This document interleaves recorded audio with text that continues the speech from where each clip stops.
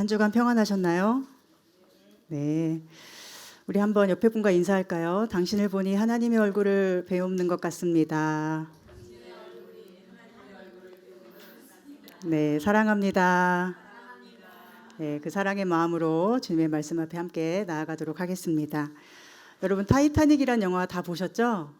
네, 한 남자 주인공, 아주 잘생긴 미남, 그리고 또 여자 주인공, 힘이 세게 보이는 그 여자 주인공이 만나서 서로 불같은 사랑을 하는 영화인데, 곧 그 타이타닉은 이제 침몰을 하게 되고, 여러 난관 끝에 구명정에 타지 못한 두 사람은 배 그 끝 난간에 매달려 있다가 결국 바다에 이제 빠지는 상황이 되죠.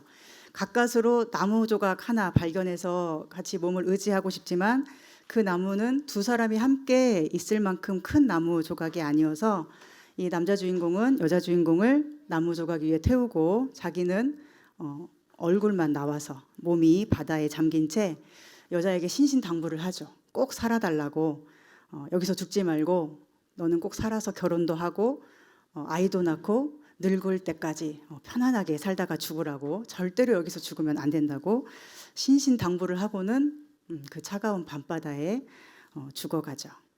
예전에 어떤 분이 저에게 가장 감명 깊게 본 영화가 뭐냐고 했을 때 저는 그때 당시에 타이타닉이 나온 지 20년이 지났는데 타이타닉이라고 했어요.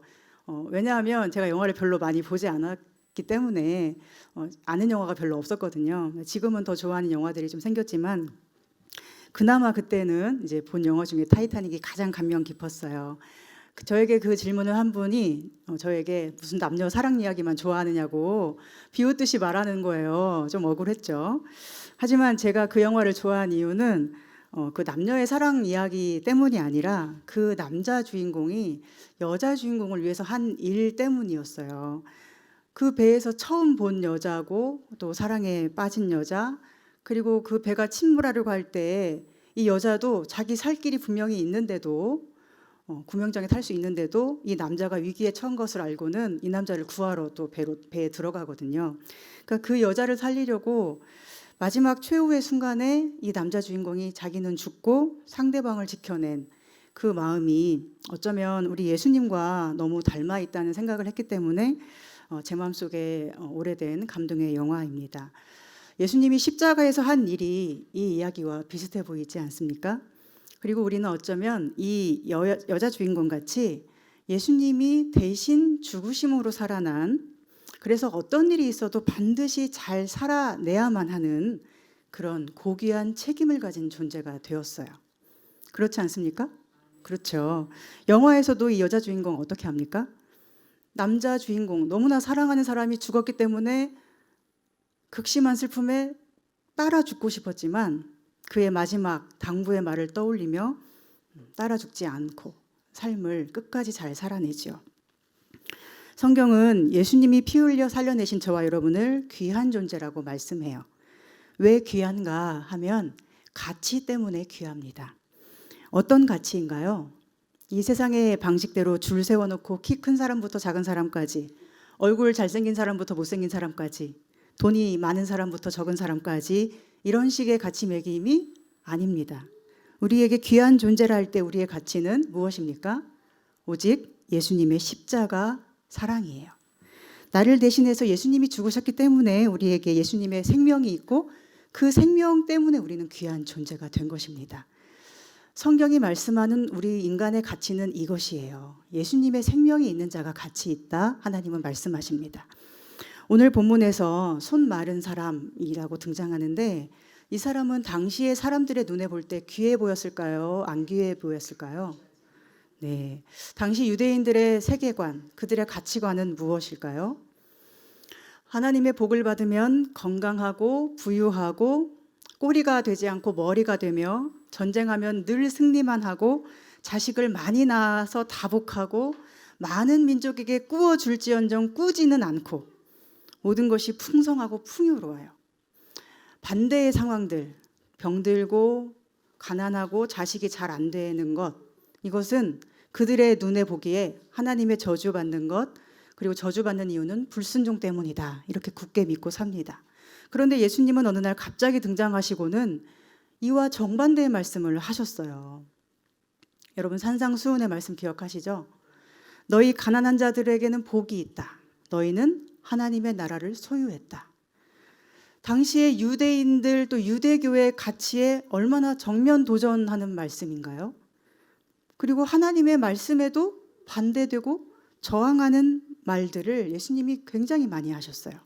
그러면서 예수님은 자신이 하나님이 보내신 하나님의 아들이라고 하십니다. 유대인들이 기다리는 기름 부은 자 메시아가 자신이라고 하세요. 그리고 안식일의 주인이 예수님이라고 하세요. 자신이 안식일을 제정한 하나님이라는 말씀과 같아요. 그러니 얼마나 많은 반대와 비난을 받으셨습니까? 어쩌면 오늘 우리는 이러한 유대교의 가치관과 그리스도교의 가치관 사이에 갈등이 되는 상황에 놓여 있는 것 같습니다. 구약 성경에 보면 분명히 힘들고 어려운 것은 하나님의 심판을 받고 저주를 받아서라고 하는데, 신약 성경에서 예수님은 또 사도 바울과 같은 사도들은 힘들고 어려운 것이 오히려 하나님의 길에 있는 것이고 그것이 축복이 되고 예수님의 십자가의 길에 서는 것이고 승리의 비결이다, 이렇게 말씀을 하고 있거든요. 오늘 이 본문도 마찬가지예요. 사람들이 보기에 손마른 그 사람은 전혀 가치가 있는 존재가 아니었고 귀하지 않고 또 하나님의 축복을 받은 존재도 아닌 것처럼 보였어요. 그런데 예수님은 그 사람을 귀한 존재라고 하고 계세요. 12절에 이렇게 말씀하죠. 사람이 양보다 얼마나 더 귀하냐. 그날은 안식일이었는데 예수님께서 회당에 들어가셨죠. 그때 바리새인들은 예수님을 고발할 목적으로 한쪽 손이 마른 사람을 세웠어요. 손이 말랐다는 것은 혈액순환이 잘 안 돼서 손이 마비됐다는 것을 의미해요. 오른쪽 손이 마비되었기 때문에 그는 아마도 자신이 하는 일에 대한 기능을 상실했을 것이고 일상생활도 쉽지 않았겠죠. 더 슬픈 일은 그렇게 된 것이 하나님의 저주를 받아서라는 그 말을 평생 들어야 했다는 거예요. 이것이 그 사람의 운명이 되었고 숙명이 되었어요. 당시 모든 사람이 그 가치관을 가지고 있었기 때문에 누구도 그 생각을 바꿀 수가 없는 거예요. 오늘 우리에게도 마찬가지죠. 만약 여러분이 어느 날 갑자기 병에 걸린다면, 몸이 불편한 장애를 갖는다면 어떤 심정이실 것 같으세요?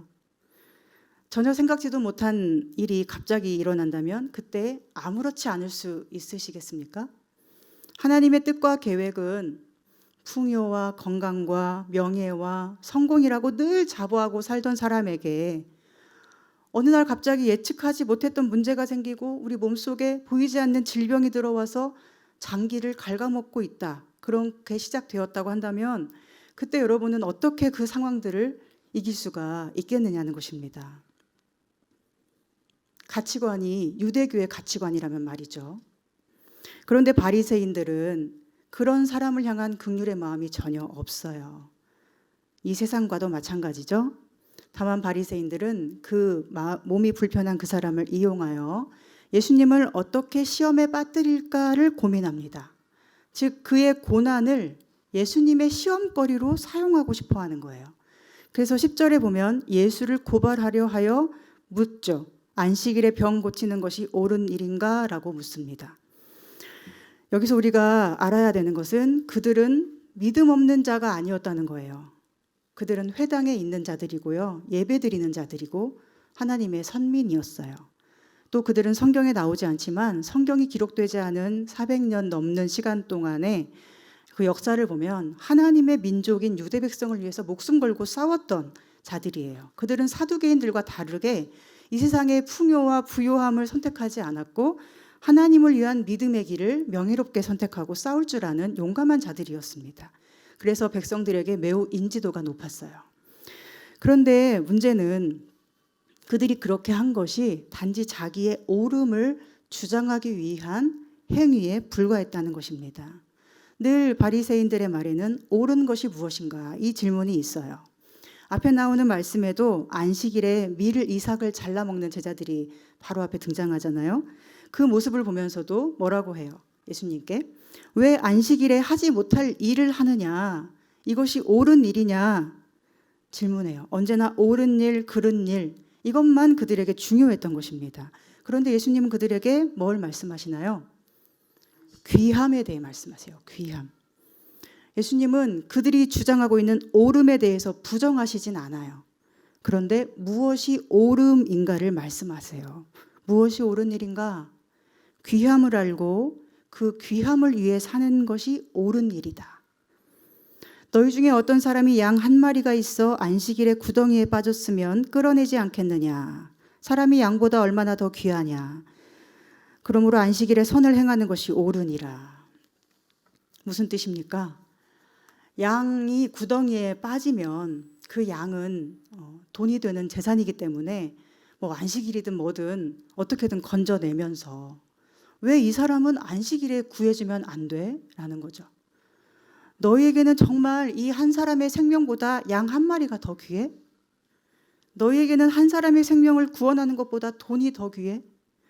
너희에게는 이 생명이 자유를 얻게 해주는 것보다 네가 옳은 사람이라는 것을 증명하는 것이 더 귀해? 라고 예수님이 질문하시는 거예요. 오늘 우리 모습을 돌아보기 원합니다. 우리는 무엇이 더 귀한 사람들인가요? 예수님의 말씀이 성경에 기록됐기 때문에 그냥 머리로 그래 안식일에 양보다 사람이 더 귀하지, 규정과 규칙을 지키는 것보다 사랑하는 게 더 귀하지, 이렇게 머리로 이해하는 거 말고 내 안에 정말로 내가 귀하게 여기는 가치는 무엇인가, 이것을 돌아보기를 소망합니다. 오늘 나는 나 자신을 귀하게 여기는가? 나의 가치를 나는 어떻게 평가하는가? 내가 비록 아프고 병들어도 나는 여전히 가치 있는 존재라고 여길 수 있는가? 내가 비록 돈이 없고 실패해도 나는 여전히 가치 있다 여길 수 있는가? 내가 비록 사람들의 눈에 비웃음거리가 되고 지금 바리새인들이 예수님을 비난하려고 이용하고 있는 이 손마른 사람처럼 때로 세상과 불신의 시선들이 예수님을 비난하는 도구로서 나의 실패를 이용하려 들고 나의 질병과 연약함을 이용하려고 들어도 나는 여전히 내가 귀하다. 예수님 안에 있는 내가 귀하다. 내 안에 계신 예수님이 존귀하시기 때문이다. 라고 생각하며 자신을 지키고 있는가 하는 것입니다. 여러분의 가치관과 세계관을 이 세상의 수준으로 끌어내리지 않으셨으면 좋겠어요. 예수 그리스도의 가치관과 세계관으로 나의 것을 조금이라도 더 끌어올리는 우리가 됐으면 좋겠습니다. 항상 하늘의 것을 구하라고 성경은 말씀하고 있죠. 땅의 것을 구하지 말라고 하고 있습니다. 하나님 보좌 우편에 예수님이 앉아 계신 그 하늘을 바라보라고 하십니다. 하늘의 가치, 천국의 가치, 여러분 얼마나 알고 계세요? 그 가치를 아는 사람이 천국을 소유합니다. 가치를 알면 얻고 싶어지고, 얻고 싶으면 다른 모든 것을 팔아서 그것을 사기 때문이에요. 천국은 마치 밭에 감추인 보화라고 하셨어요. 감추인 보화죠. 감추인 그 보화인 것을 알아야 밭을 사려고 할 것이고, 밭을 사기 위해서 다른 모든 것을 팔 수도 있지 않겠어요? 가치를 모르면 얻고 싶지 않고 계속 다른 모든 것을 끌어안고 이 세상이 망할 때 함께 망하는 것입니다. 보화를 알아보는 눈이 우리에게 꼭 있기를 축복합니다. 하늘의 가치, 생명의 가치, 구원의 가치, 우리가 다 아는 지혜가 있어서 항상 보화 되시는 주님을 발견하고 주님께 발견되는 우리가 되기를 축복합니다. 아멘. 오늘 이 사람은 예수님께 귀한 존재였어요. 왜 귀했어요? 그가 하나님이 창조하신 생명이기 때문이에요. 하나님의 형상으로 창조된 생명이기 때문에 병들고 가난해도 또 손으로 뭔가를 많이 할 수 없어도 할 수 있는 어떤 기능적인 것이 없어도 귀한 존재였습니다. 이것이 예수님의 시선이에요. 우리는 자꾸만 뭔가를 잘해서 귀한 존재가 되고 싶은데 귀함은 그런 차원이 아니에요. 귀함은 그냥 귀함이에요. 저는 요즘 생명에 대해서 묵상하면서 사람들을 가만히 바라보곤 해요. 지나다니는 사람들 길에서 한 명 한 명 다 보면서도 저 사람도 하나님 보시기에 귀하구나. 저 사람도 하나님 보시기에 귀하구나. 왜 귀하다 여겨질까요? 생명은 하나이기 때문이에요. 또 생명은 한 번뿐이에요. 언제 끝날지 모르기 때문에 귀해요. 저와 여러분은 이 세상 또 이 우주에 단 한 명뿐이잖아요. 그래서 너무나 소중하고 귀한 존재입니다. 우리가 서로를 그렇게 바라봤으면 좋겠어요.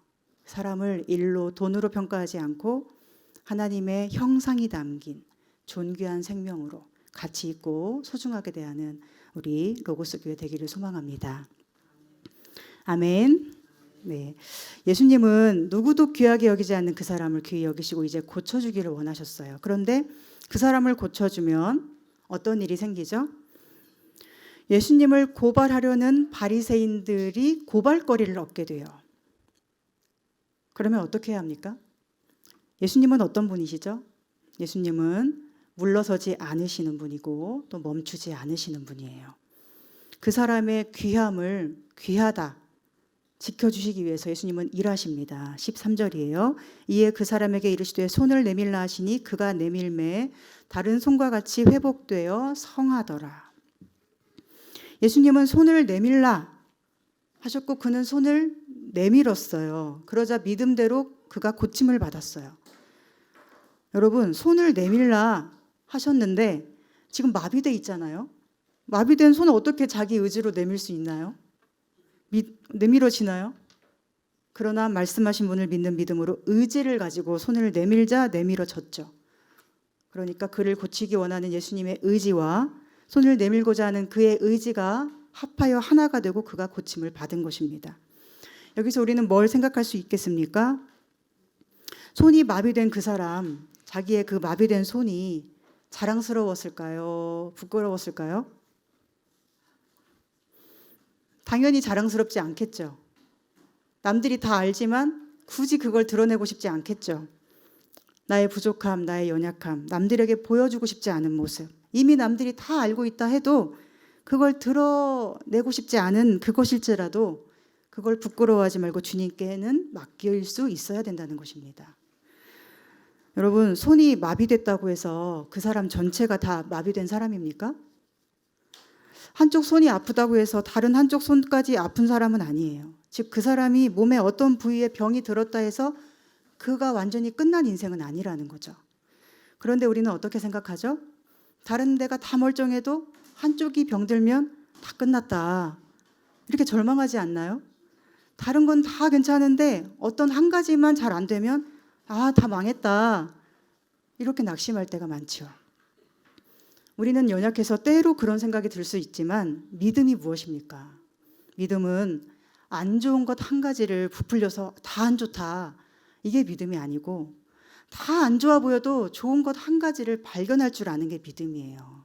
바로 절망 속에서 희망을 발견하는 것이에요. 밤하늘에서 반짝이는 별을 발견할 줄 알고 침몰하고 있는 밤바다에서 나무 조각 하나 발견하는 것이 우리의 믿음입니다. 저는 언젠가 제가 하고 있는 목회에 대해 생각하면서 이런 생각을 했어요. 정말 극한 직업이다. 왜 웃으시죠? 물론 이것은 직업이 아니에요. 목회는 직업이 아니고 소명이고 사명이죠. 그런데 정말 극한의 세계다라고 생각이 드는 이유는 절망 속에서도 희망을 끝까지 찾아내야 되는 일이기 때문이에요. 일이 힘들고 사람이 힘들고 피곤하고 이런 차원이 아니고 세상이 온통 깜깜해 보일지라도 분명히 빛나는 별이 있음을, 그 별이 반짝임을 제가 먼저 봐야 되고 그것을 보여줄 줄 알아야 되는 일이기 때문이에요. 온 세상이 예수님을 다 모르고 다 무지해서 하나님을 거부하고 조롱해도 그 황폐한 땅에서도 예수님을 발견하고 예수님의 일하심을 알고 그분과 함께 걸어간다는 것, 사실은 정말 극한 직업 아니에요? 우리 삶에서도 이런 거죠. 모두가 나를 싫어하는 것 같은데 말씀을 믿고 아니야, 난 사랑받는 사람이야. 이렇게 믿어내는 것, 극한의 일이잖아요. 또 어떤 사람을 볼 때도 전혀 사랑스럽지 않은데 그 사람에게서 사랑스러운 구석을 어떻게든 찾아내는 것, 쉬운가요? 굉장히 어렵죠. 내 힘으로 용서할 수 없는 사람을 용서하고 품을 수 있는 것, 그렇게 어둠 속에서 빛을 밝혀내는 것, 얼마나 극한의 세계입니까? 그런 차원에서 본다면 목사뿐 아니라 여러분 한 분 한 분이 다 그래요. 다 극한의 세계에 살고 있어요. 절망 속에 희망을 봐야 되고 믿지 않는 세상 속에서 믿음을 이야기해야 되고 심판이 없다고 굳게 믿는 사람들에게 심판에 대해서 이야기해야 되고, 구원에 대해서 필요성을 못 느끼는 사람들에게 구원의 가치를 계속 말해줘야 되잖아요. 그게 전도잖아요. 이 세상의 희망은 돈이다 생각하는 사람들에게 아니야, 예수님이 희망이야, 이렇게 말해야 되잖아요. 잘 먹고 잘 사는 것만이 나의 행복이야 하는 사람들에게 아니야, 성령님을 따라가는 것이 행복이야, 이렇게 말하는 것이 우리의 복음의 생활이고 전도잖아요. 얼마나 극한의 세계입니까? 그런데 오늘 이 한편 손 마른 사람은요, 이 극한의 일을 해내고 있는 거예요. 모두가 자신을 지금 주시하고 있어요. 예수님을 주시해요. 자신을 고쳐주시는 예수님은 이제 곧 고발당하고 미움받고 죽임을 당할 거예요. 14절에 보면 바리새인들이 나가서 어떻게 하여 예수를 죽일까 의논했다고 하죠. 예수님은 이 한 사람을 고쳤다는 이유로 이제 죽을 위기에 처하게 되죠. 예수님이 이렇게 미움받고 주시의 대상이 되었다면 그분과 함께하는 자신 또한 그리 될 운명이라 생각되지 않겠어요? 모든 사람이 자신을 주시하고 예수님을 주시하고 있는, 그 둘을 다 주시하고 있는 상황에서 너 손을 내밀어라 하실 때에 손을 내민다는 것, 이 자체가 얼마나 어려운 일이겠습니까? 이제부터 모든 운명을 예수님과 함께 해야 된다면 여러분은 그 모든 사람이 바라보고 있는 그곳에서 손을 내밀어 고침을 받으시겠어요? 아니면 손이 마비된 채로 미움받지 않고 살겠습니까? 손을 내미시겠죠. 아멘. 예수님을 따른다는 것은 항상 안정감을 주지는 않습니다.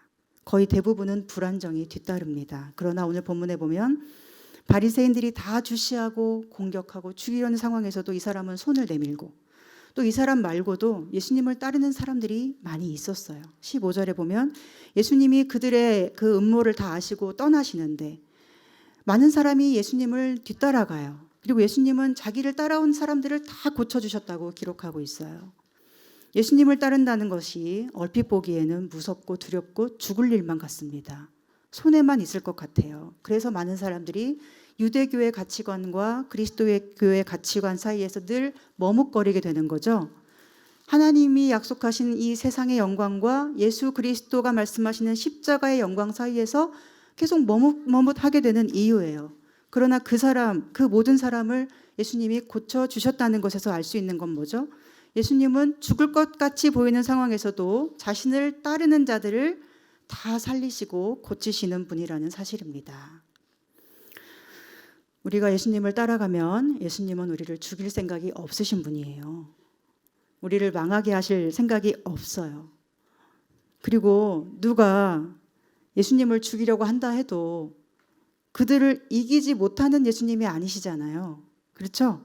그들의 손에 죽임을 당할 분이 아니시잖아요. 예수님은 그들에게 죽임당하시는 것이 아니라 하나님의 뜻과 성경의 예언을 이루기 위해서 친히 나무에 달려 우리의 생명을 살리신 분이에요. 그 목숨을 버릴 권세도, 그 목숨을 다시 찾을 권세도 예수님의 것이라고 하셨습니다. 그러므로 우리는 예수님을 바르게 알아야 돼요. 우리가 고난당할 때에 비웃거나 멸시하지 않는 분, 세상이 조롱할 때에도 너는 귀해라고 해주시는 분, 우리 한 생명 한 생명을 돌보아 주시고 온전히 회복하여 자유롭게 해주시는 분임을 알아야 됩니다. 예수님은 우리가 피곤할 때 뭐라고 하시죠? 내게로 와서 쉬어라. 우리의 병든 손을 보시면 어떻게 하시죠? 손을 내 앞에 내밀어라. 아무도 곁에 없는 쓸쓸함 속에서도 내가 너와 함께 있어 해주시고요. 사망의 음침한 골짜기에서도 끝까지 지켜주시고 인도하시는 좋으신 예수님이시죠.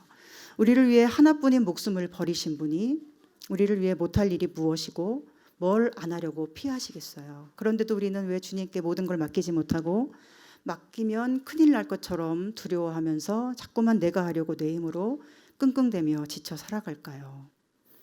내가 아닌 내 안에 예수님이 하시도록 다 맡기는 우리가 되었으면 좋겠어요.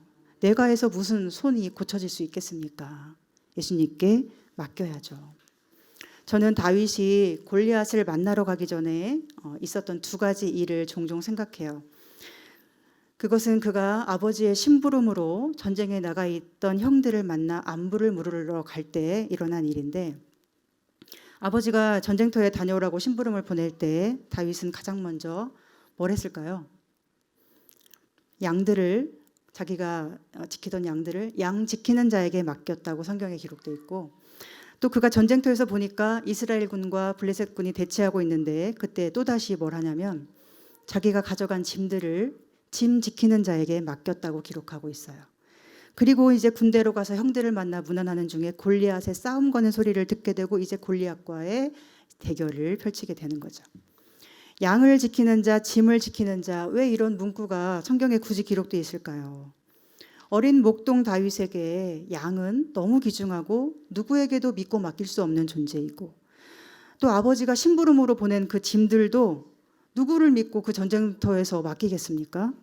그러나 그것들을 가지고는 어디도 갈 수 없고 누구와도 싸울 수가 없잖아요. 하나님은 이제 다윗이 골리앗을 대면할 것을 아시고 그와 싸워 이기게 하실 거예요. 그 싸움을 위한 준비로 두 가지를 하게 하시는데 그것이 바로 양을 양 지키는 자에게, 짐을 짐 지키는 자에게 맡기는 것입니다. 우리 로고스 교회에 오신 여러분은 모두가 주님의 양들이시죠? 그래서 여러분이 늘 행복하시기를, 여러분에게 힘들거나 안 좋은 일이 절대 생기지 않기를 저는 누구보다 간절히 바라는 목사예요. 그러나 제가 어떻게 그 모든 것을 주관할 수 있겠어요? 그래서 저는 주님의 귀한 양들인 여러분을 늘 양 지키시는 주님께 맡기는 기도를 합니다. 저보다 훨씬 더 여러분을 잘 지키실 주님이시니까요. 주님께서 얼마나 알아서 잘 하시겠어요. 또한 저는 제 어깨에 있는 모든 삶의 짐과 교회의 짐과 목회의 짐들을 짐 지키시는 분이신 예수님께 맡기며 살고 있어요. 주님께서 살리신 생명이고 주님이 귀하게 세우신 교회니 주님이 얼마나 더 좋은 길로 예비하셨고 인도하실까 기대하며 감사하는 것입니다. 때로는 그렇게 맡기는 것 자체가 극한의 세계처럼 여겨질 때도 있겠지만 사실은 맡길 때만 진정으로 평안하고 감사의 고백을 할 수 있는 것 같습니다.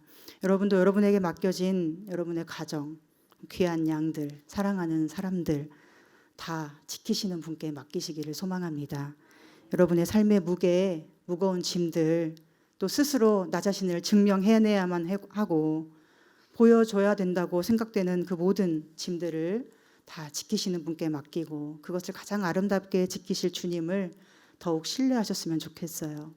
또한 우리의 감추고 싶은 부끄러움까지도 다 주님께 맡길 때 주님은 일하실 것이고 싸우실 것이고 회복시켜 주실 것을 믿습니다.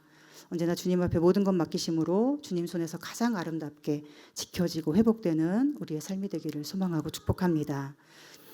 마지막으로 마태는 18절부터 이제 이사야 42장의 말씀을 인용하고 있어요. 그러면서 예수님은 바로 그 이사야의 말씀을 이루기 위해서 오신 분이라고 기록해요. 보라, 내가 택한 종, 곧 내 마음에 기뻐하는 바 내가 사랑하는 자로다. 내가 내 영을 그에게 줄 터이니 그가 심판을 이방에 알게 하리라. 예수님께서 하나님의 사랑을 받고 기쁨이 되시잖아요. 그리고 하나님의 영, 성령으로 충만하시잖아요. 그런 예수님이 하시는 모든 생명의 일들은 무엇 때문이라는 것입니까? 네, 너무 성경책만 보지 마시고 저를 좀 봐주세요. 성경을 너무 사랑하시지 마시고. 네. 예수님이 하시는 모든 생명의 일, 하나님의 사랑받는 예수님이 하시는 모든 생명의 일은 무엇 때문이라는 말씀이죠? 심판을 이방에 알기 위해서라는 거예요. 또 20절에도 말씀하죠. 상한 갈대를 꺾지 아니하며 꺼져가는 심지를 끄지 아니하기를 심판하여 이길 때까지 한다. 여러분, 세상은 심판을 무시해요. 심판에 대해서 뭐라고 생각하냐면 단지 이 세상에서만 받는 거라고 생각을 해요. 즉 이 세상의 고난 자체가 심판이라고 여기는 거죠. 여러분도 그러시나요? 그리스도인들조차도 이 세상에서의 고난이 심판이라고 생각을 하는 거예요. 그러니까 자꾸 마음이 무너지고 또 마음이 높아지고 이랬다 저랬다 하는 거죠. 그런데 예수님은 처음부터 영원한 심판을 말씀하신 분이에요. 그리고 오늘 마태는 예수님이 바로 그 심판을 위해 오신 분이시고 아무도 심판을 받지 않기를 원하시는 분이라고 말씀하고 있어요. 상한 갈대 꺼져가는 심지 그냥 꺾어버리고 꺼버리면 그만인 세상이잖아요. 그렇지만 예수님은 그 중에 아무도 상하거나 꺾이기를 또 꺼지기를 바라지 않으신다는 거예요. 심판을 말씀하신 이유는 심판을 하고 싶다는 게 아니라 하지 않고 싶다는 뜻이죠. 심판하여 이길 때까지 주님은 우리 속에서 지금도 생명의 걸음을 계속 걸으며 싸우고 계시는데 그 이유는 아무도 영원한 죽음에 넘겨지지 않기를 원하시기 때문입니다. 오늘도 예수님은 우리 안에 계시는 성령님을 통해서 우리를 위해 싸우고 계세요. 상한 갈대와 같은 우리가 꺾이지 않도록 붙들어주고 계시고 꺼져가는 심지와 같이 연약한 우리를 꺼지지 않도록 세상이 우리에게 가치 없다, 죽어라, 쓸데없다 말해도 네 손을 나에게 줘라 하시며 우리 영혼을 회복시키고 계시는 분이에요. 그렇게 끝까지 싸우고 이기셔서 최후 심판의 순간에도 우리를 죽음에 넘기려는 마귀의 손에서 지키기를 원하신다는 것입니다. 그러니 그렇게 싸우시는 예수님, 심판하여 이길 때까지 싸우시는 예수님을 안다면 우리도 어떻게 하게 될까요? 우리도 예수님이 심판하여 이기실 그날까지 예수님 편에 서서 함께 그 싸움을 하고 싶지 않겠습니까? 그 싸움은 어떤 싸움입니까? 그 싸움은 심판이 없다고 하는 세상을 향해 심판은 있다고 말하는 싸움이에요. 하나님은 없다고 하는 세상을 향해 하나님이 계시다고 말하는 싸움이에요. 너만을 위해 살아야 돼라고 자기 욕심을 향해서도 아니 난 예수님의 사람이고 예수님의 이름을 높이기 위해 살 거야 라고 자기 정체성을 계속 스스로에게 확인시켜주는 그 싸움이에요. 사람과의 관계 속에서도 내가 의롭다고 내세우고 싶은 마음, 나를 주장하고 싶은 마음 이걸 다 내려놓고 뒤로 하고 오직 예수님의 이름을 높이기 위해서 나의 자아를 죽일 수 있는 그 싸움이 우리에게 필요하다는 것입니다. 왜요? 왜 그렇게 살아야 돼요? 심판이 있기 때문이죠. 심판에서 예수님이 이기실 것이기 때문이에요. 그 싸움에서 우리는 예수님처럼 예수님의 편에서 사랑과 생명으로 싸워서 끝까지 이기게 될 것입니다. 여러분 예수님을 보세요. 지금 자기를 죽이려는 음모를 아시고 그 모든 악한 마음을 다 아시면서도 그들과 다투지 않죠. 자기 옳음을 주장하려고 시끄럽게 소리치지 않으세요. 오히려 거기를 떠나가시고 떠나간 곳에서도 자신과 함께하는 자들을 살리고 계시죠. 이것이 예수님의 싸움이었어요. 오늘 우리 안에는 이러한 예수님이 계십니다. 아멘. 우리 안에 예수님이 계시다는 것을 우리가 늘 알 수 있기를 소망합니다.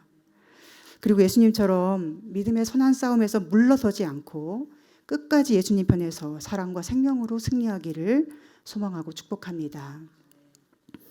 사도 바울은 고린도후서 4장에서 이런 말씀을 기록해요. 우리가 잠시 받는 환난의 가벼움이 지극히 크고 영원한 영광의 무거움을 우리에게 이루게 한다. 여러분 사도 바울은 하나님 나라를 위해서 예수님과 싸웠죠. 예수님과 함께 싸웠죠. 예수님과 싸운 게 아니라 예수님과 함께 싸우느라 고난을 받은 사람이에요. 그런데 그는 그것이 잠시 동안에 있는 가벼운 환난이라고 고백해요. 그리고 장차 받을 영원한 영광의 무게는 얼마나 무거운지 그 무게로 인해서 이 땅의 환난은 가볍게 여겨진다는 거예요. 어떻게 그럴 수 있나요? 우리가 이 보배를 질그릇에 가졌으니 이는 심히 큰 능력은 하나님께 있고 우리에게 있지 아니함을 알게 하려 함이라. 질그릇 같은 내 인생에 보배이신 예수님이 오셨으니 하나님의 심히 큰 능력은 나를 원래의 나보다 훨씬 더 크게 만든다는 거예요. 하나님의 영이신 성령께서 내 안에서 살아계셔서 나를 계속 움직이게 하시니 나는 우겨쌈을 당하여도 쌓이지 않고 답답한 일을 당하여도 낙심하지 않고 박해를 받아도 버림받지 않고 거꾸로 뜨림을 당해도 망하지 않는다고 고백하고 있어요. 그런 우리에게 예수님의 생명이 반드시 나타날 것이라고 그는 고백하며 모든 믿음의 사람을 격려해주고 있습니다. 사랑하는 여러분, 예수님 편에서 산다는 것은 결코 쉬운 일은 아닙니다. 그러나 우리 안에는 성령님이 계시고 예수님을 인도하신 성령님이 오늘 예수님의 생명으로 살아난 우리 안에서도 우리를 인도하고 계심을 믿습니다. 아멘이신가요? 그러니 우리가 이 땅에서 잠시 받는 환난 가볍게 여길 수 있는 믿음이 있었으면 좋겠고 영원한 영광의 무게를 훨씬 더 무겁게 느낄 수 있었으면 좋겠어요.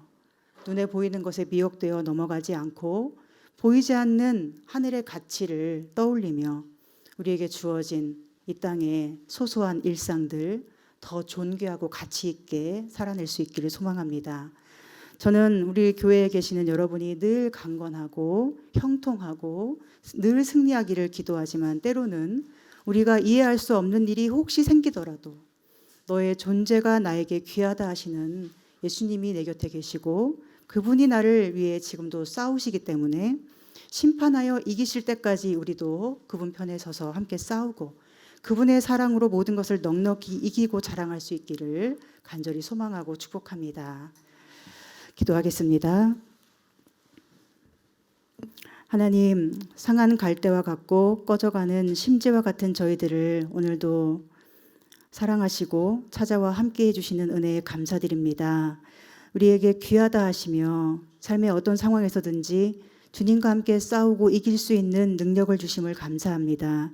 이제 이 능력과 권세를 가진 귀한 존재로서 주님과 함께 늘 승리하기를 소망하오니 우리의 시선을 하늘에 두게 하시고 주님이 세우신 생명의 가치를 귀히 여기게 도와주셔서 이 세상의 것들과 함께 무너지지 않고 영원한 영광의 무게를 감당하며 그러나 그 모든 짐들을 오직 주의 손에 맡겨드림으로 평안과 기쁨으로 살아가는 주님의 자녀들 되게 해 주시옵소서.